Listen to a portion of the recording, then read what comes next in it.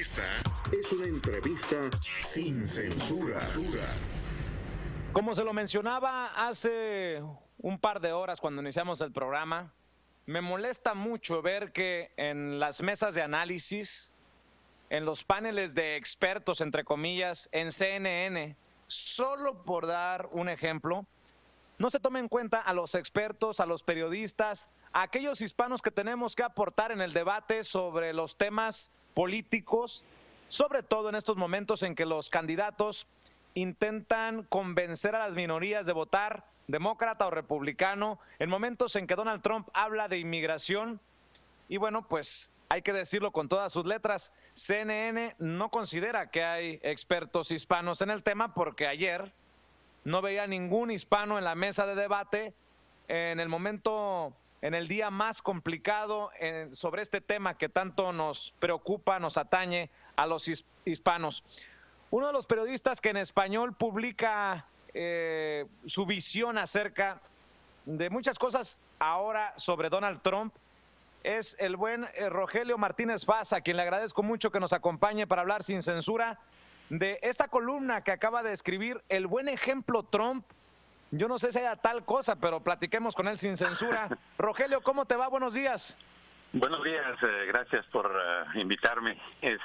Bueno, ya sabemos que Donald Trump pues es sarcástico, es cínico, es todo lo que él mismo se exhibe.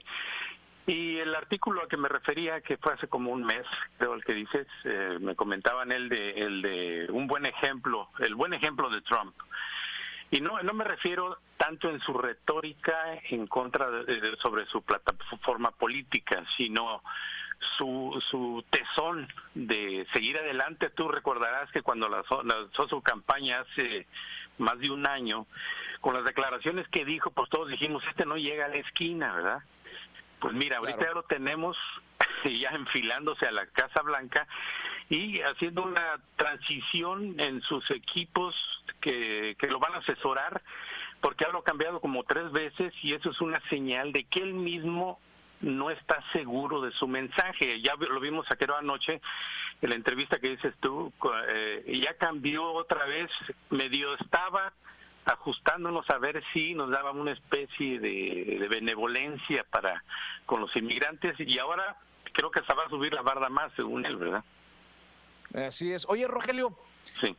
En los medios de comunicación en español también hemos sido irresponsables en no analizar seriamente el fenómeno Donald Trump. Y te digo porque nos hemos ido con la finta todos y hemos dicho que es un payaso, que no va a llegar, que no le hagan caso, que no le demos el espacio. Y resulta que Donald Trump está ahí, más latente que nunca.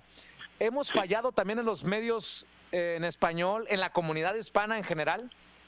Sí, yo creo que estamos dejando un espacio. O sea, hemos dicho muchas verdades, pero nos falta alcanzar un poquito más en el sentido de qué hay detrás, qué motiva a los Trumps, a los trompitos que andan por ahí, que son muchos ya que lo apoyan, y por qué esa gente se refiere a nosotros de la manera que lo hace. Entonces, nosotros debemos de recapacitar un poquito más, bueno, ¿por qué nos tira? ¿Qué le hemos hecho? Y entonces, pensando en eso, traté de analizar el por qué al latinoamericano, o el mexicano en particular, nos trae en carrilla. Entonces, ¿qué hay en su subconsciente de los Trumps? Pues nosotros decimos que votando le vamos a demostrar, haciéndonos ciudadanos y votando para poder, pues, que no llegue al menos. Pero de todos modos, aunque pasen las elecciones, va a seguir otro Trump y va a seguir otro y vamos a hacer esta situación eterna. Entonces, analizando el por qué, tratando de irme un poquito a la historia, un poquito, yo diría mucho, en la historia moderna, vamos a decir, se hizo un parteaguas en lo que fue la Revolución Francesa. Antes de la Revolución Francesa, pues era el feudalismo, era el absolutismo, la monarquía absoluta. No había la figura del ciudadano, no había gobierno más que el clero, la aristocracia, y la plebe, pues eran los que pues pagaban los platos rotos y que sobreviviera como pusiera. No existía en sí la figura del ciudadano. Entonces, coincidentemente, fíjate, esta fecha, que estamos 26 de agosto, pero de 1789 se hace la Declaración de los Derechos del Hombre. O sea, por primera vez por la ciencia que empieza a descubrir que no todo es divino como nos platica la Iglesia y hay que seguir el ordenamiento como dice la Biblia. Por lo científico dice que pues mientras baja Dios a salvarnos, pues nosotros vamos a poner nuestras reglas, si es que existe, y entonces se empieza a ver al ser humano como tal, con sus derechos naturales. O sea, el ser humano es parte de la tierra. Nacemos y yo tengo derecho a existir. No puede haber otro ser humano que me trate de oprimir para su beneficio. Y entonces esa declaración de un día como hoy, que será hace como 220 y tantos años, se despertó esa conciencia del hombre. Fíjate, todavía había un vacío en la ideología del hombre, porque se refería al hombre, no incluía ni siquiera a la mujer. Después de los años se incluyeron los derechos de la mujer y abolir la esclavitud. Pero una vez clarificado eso, que nosotros teníamos derechos, y enfrentarnos al rey, estoy hablando como sociedad de populachero, entonces voy con el rey y le digo, no, pues tú ya no te voy a obedecer, ahora necesito que haya un gobierno en donde nosotros nos rijamos todos. Pero quedaba un vacío que se llamaba el derecho del ciudadano. El ciudadano no existía, pero ya al decir ciudadano, ¿cómo lo ubico si no existía? Entonces me voy a explorar a otros, ¿cómo lo ubico? O sea, el ser humano tiene varios factores: ser libre, ser dueño de la propiedad, libre de expresión y el derecho a la no opresión. Esos eran los 4 puntos básicos, y de ahí se derivan muchos que pues aquí nos iríamos pues todo el día, ¿verdad? Oye, Rogelio, y en esos que estás mencionando, la posibilidad de Donald Trump suprimiría algunos de esos derechos en caso de que llegue a la presidencia. Antes de llegar a eso, por ejemplo, yo te he oído mencionar que pues hay que hacerse ciudadanos para votar. Y entonces aquí es donde entra nuestra cultura latinoamericana, porque nosotros lo vemos reflejados en nuestras elecciones de nuestros países, que ahora últimamente pues ya participamos más, pero antes eran muy pocos, y aquí en Estados Unidos no alcanzamos los números para dar las votaciones según la representación de los que pudieran tener derecho a votar. ¿Y a qué se debe la falta de responsabilidad cívica o la falta de la conciencia del ciudadano para votar o hacerse ciudadano? Pues es precisamente porque no hemos entendido el papel del ciudadano. O sea, lo confundimos con derechos humanos. El derecho humano, como decía el derecho del hombre, es el derecho a existir, derechos naturales. Y por otro lado está el derecho ciudadano. El ciudadano ya tiene responsabilidad ante el Estado y sus limitaciones. O sea, yo tengo derecho a hacer mis cosas mientras no lastime yo a otras personas. Y ahí entra la ley y me dice, hasta aquí puedes llegar. Y hay límites, y para eso me tengo que ser ciudadano. En nuestra comunidad todavía no. El otro es el derecho a la propiedad.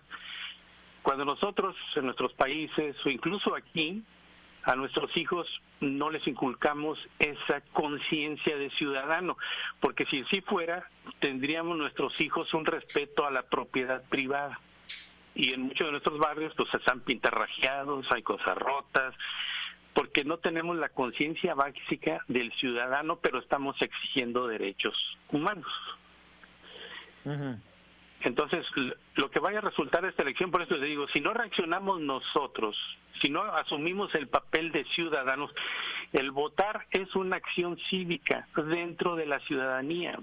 Habría otro líder francés que decía, antes, en una sociedad convulsionada, antes de decidir qué derechos tienes, primero están las obligaciones. Y ahí nosotros todavía estamos exigiendo derechos cuando a veces en nuestros territorios no los exigimos, ni los conocíamos. Rescato de lo que escribes, uh-huh, y leo textualmente. Con toda y su verborrea hitleriana, es un ejemplo del que todos deberíamos de tomar el lado bueno, y se refiere a Trump. su determinación y convicción de hacer algo por su país, equivocado o no, está dispuesto a hacer lo que muchos de nuestros políticos no han hecho en nuestros países de origen, defenderlo a ultranza y de manera franca y sincera. Pero en la mentalidad Trump de querer hacer el bien implica hacer el mal y de manera fanática. Y en lugar de reconsiderar sus propuestas o maquillarlas, la reforzó el pasado jueves en Cleveland, Ohio. Hay que recordar que el texto lo escribe mi querido Rogelio Martínez Paz hace un mes.